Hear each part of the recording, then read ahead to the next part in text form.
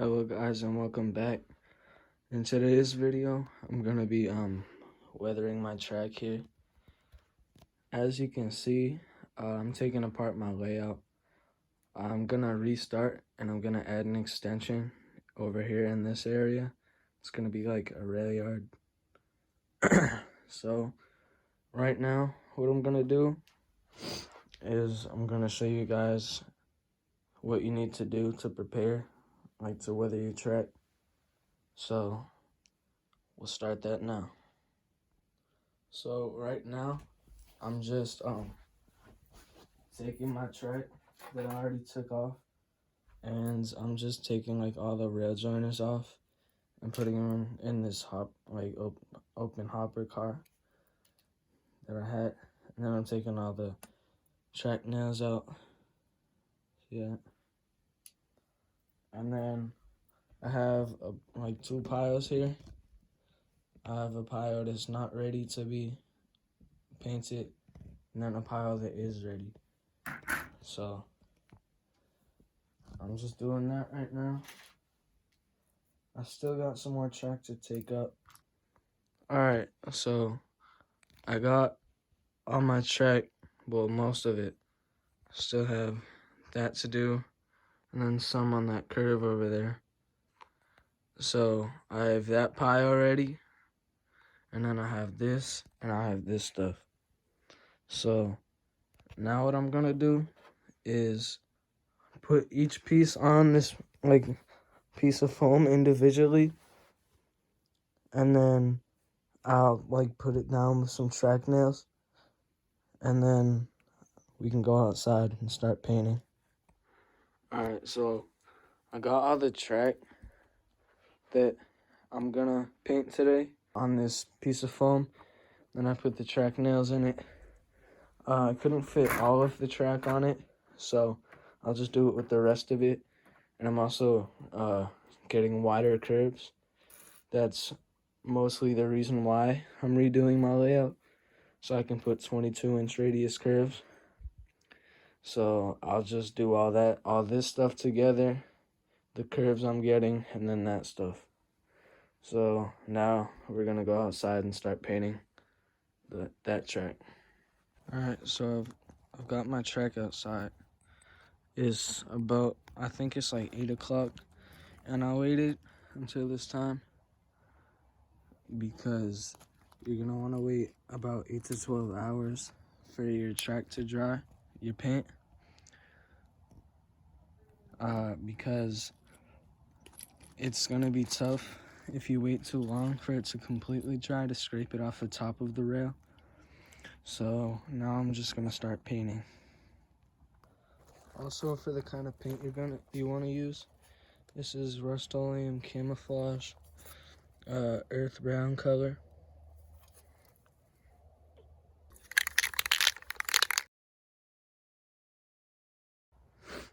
Alright, so it kind of looks like crap on camera, but it actually looks pretty good right now to me. Now I'm gonna flip over and then paint the other side of the track right now. Like, I only painted this side, so now I'll paint like the next side. So it's coming out pretty good. Sorry. Let's see that. Now we're gonna have to clean the top of the rail, obviously, so the power can get through, and then we can do weathering on the ties further along. We can like paint them a different color than the rails to be more realistic. But right now I'm just gonna look over with the flashlight on, and then I'll just see any places I need to touch up, and then I'll start doing the other side.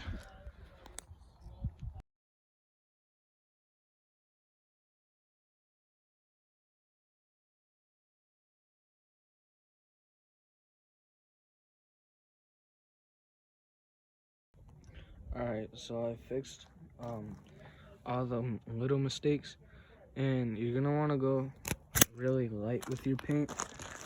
I know it's dark out, but to get the best results, let's go. Alright, I had to move further away from the house just because we don't want any paint to get on the house. So I'm out here in my yard, I guess you could call it. Not really a yard.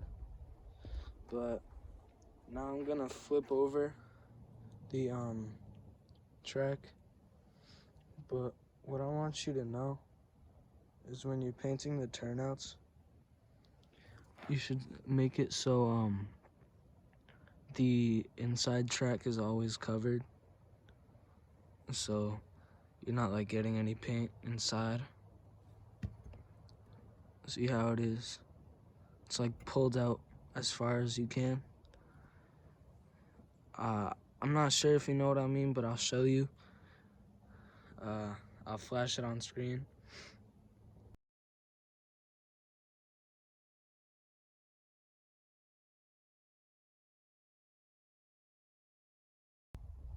Alright, so for most of that time lapse, you like couldn't really see the track.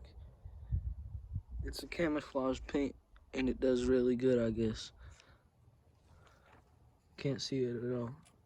Probably because it's dark out. I keep hearing stuff. I'm freaking out. But it looks pretty good. Now I'll just let it dry overnight,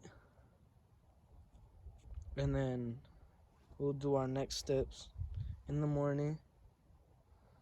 And yeah, so that's pretty much it for today. So I'll see you guys in the morning. Alright guys, so I waited a little too long because I had to go to work this morning. So it might be a little bit tough to get the paint off the top of the rail. But now, since it's daytime and I can see a lot better, I'm just gonna like touch up any mistakes that I can see.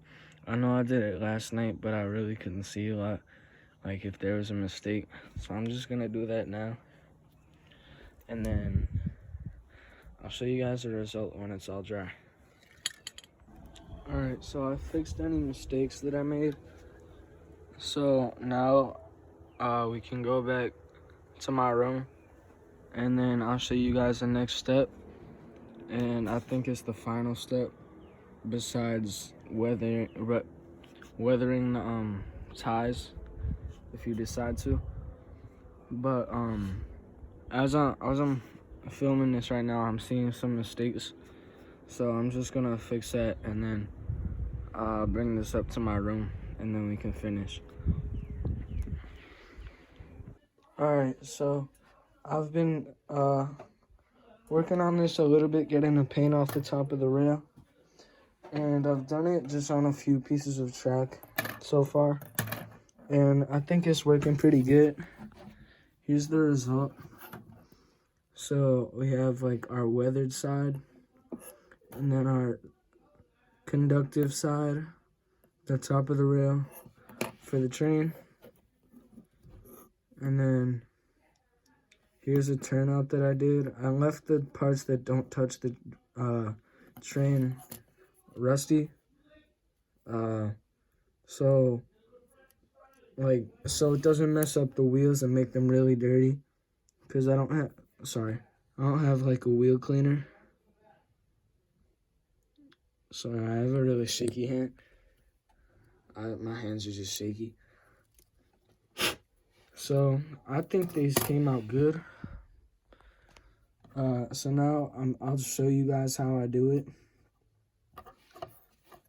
and then we'll be finished with the video.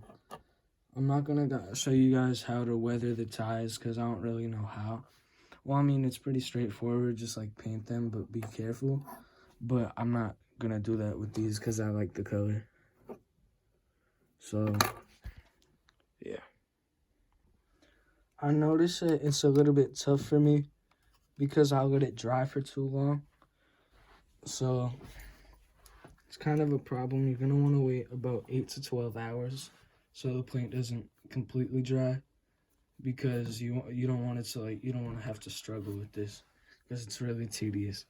So you're gonna take a balsa wood stick. I just cut this, and you're gonna rub it on your rail. Come on. You're gonna want to rub it on the rail, only on the top though.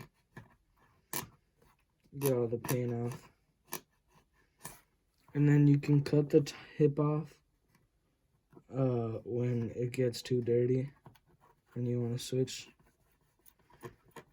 And if the paint is really stuck on, then you can use a hard object to kind of loosen it up. But don't go too hard so you don't mess up the track. You just scrape it to loosen it up. So I'm just gonna do this to show you guys.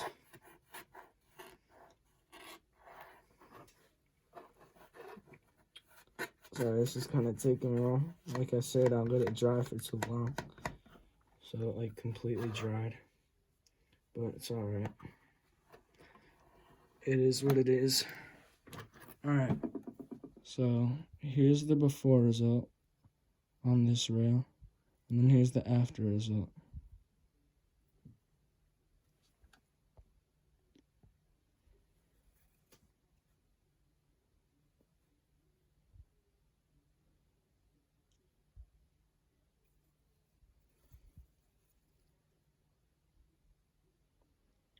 It kind of messes up the paint on the side, but it's not really that noticeable from far away.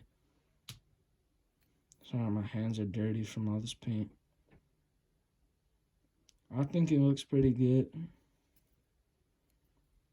So,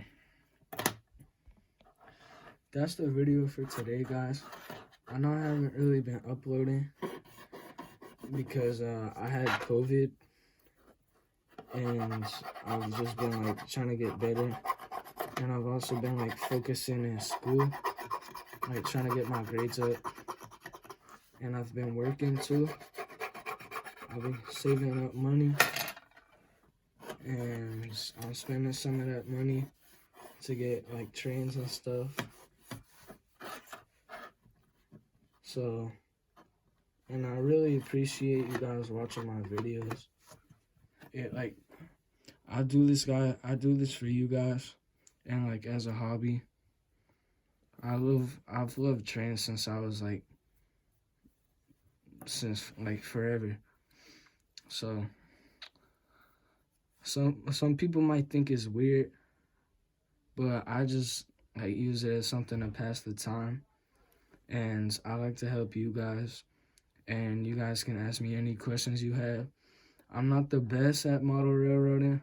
There's definitely some other experts you can ask.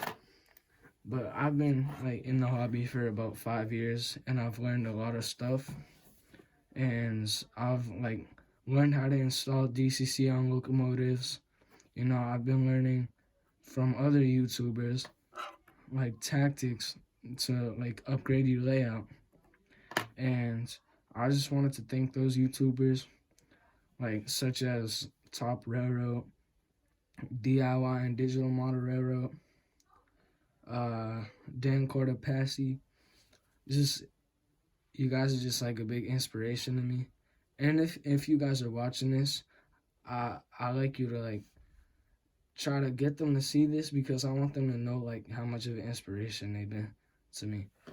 Cause I just love trains, and I just want to keep doing it, you know?